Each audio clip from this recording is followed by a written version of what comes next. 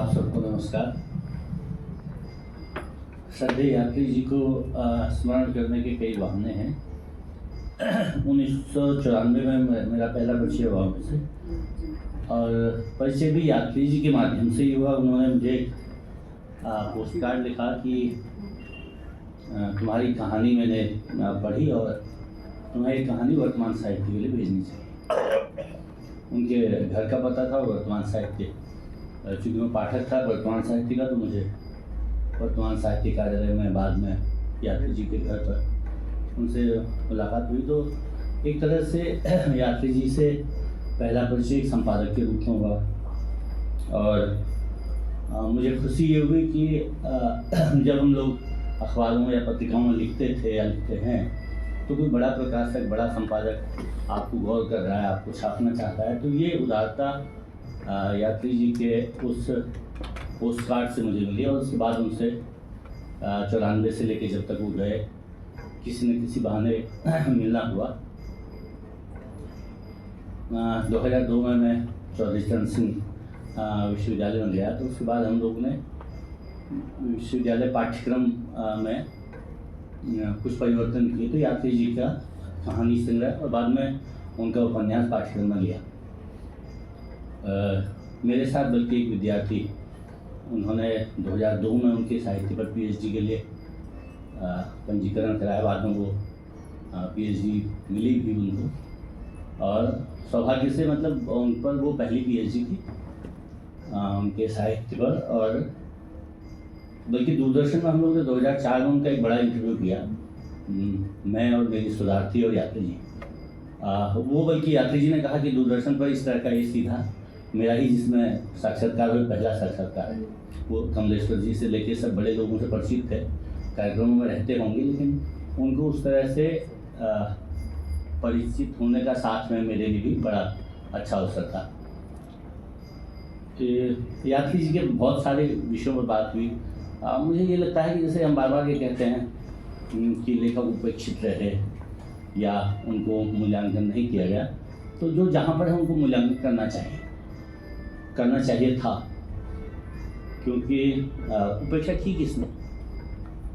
यहाँ बैठे हुए बहुत सारे लोग हैं जो समर्थ थे और हैं, उनको नहीं किया तो करनी चाहिए।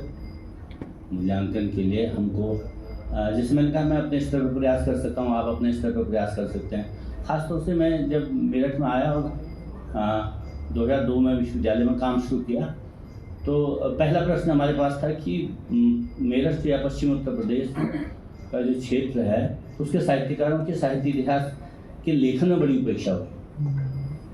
बहुत अच्छे अच्छे लेखक, कन्हैयालाल मिश्र प्रभाकर जी को देखिए, बाद में गिरिराज किशोर जी मुजफ्फरनगर से, आवारा मसीहा जैसी बड़ी रचना देने वाले विष्णु प्रभाकर जी, सिरा यात्री जी, कुंवर बेचैन जी, भारत भूषण, तमाम बड़े लोग। हम लोगों ने विश्वविद्यालय में एक कोशिश की कि बीए या एमए में किसी न किसी रूप में इन लेखकों से परिचय कराया जाए, बच्चों का जोड़ा। लेकिन फिर मेरा कहना यह है कि ये एक हिस्सा है, छोटा सा, लेकिन बड़ा हिस्सा ये है कि बड़ी पत्रिकाओं में, बड़े अखबारों में संग्रहों के मूल्यांकन के हिस्से में, जैसे 2002 में हम लोगों ने एक कोशिश की, बल्कि कोशिश तो मैंने नहीं की थी, मैं नाम भूल रहा हूँ अभी, नंदन के संपादक हमारे पे जयप्रकाश भारती, हाँ भारती जी, जयप्रकाश भारती जी ने बाकायदा एक बड़ा मूल्यांकन संग्रह उन पर किया। उनमें मेरे ख्याल से करीब 30-35 लोगों ने यात्री जी के विषय में कुछ लिखा। तो इसका मतलब है मूल्यांकन हो रहा था, मूल्यांकन होता है समय समय पर। और मुझे ध्यान है कि लगभग पिछले 20-25 वर्षों में यात्री जी पर दसियों पीएचडी, एमफिल शोध प्रबंध लिखे गए थे, एक पुस्तकें छपी भी उसमें थे।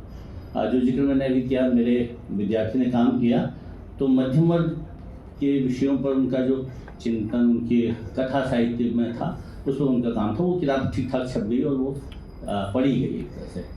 तो मेरा मानना तो ये है कि हम सब लोगों का ये सामूहिक दायित्व है कि अपने बीच में जो आप सब महत्वपूर्ण कई लोग यहाँ पर हैं, उन सबको न केवल औरों से परिचित कराएं, जो आपकी स्थिति है उसमें उनके बारे में चर्चा करें, और इस पर बात करें कि जब हम अगली बार अगले कार्यक्रम में मिले तो कहीं यात्री जी पर इस विषय पर ये बात हुई।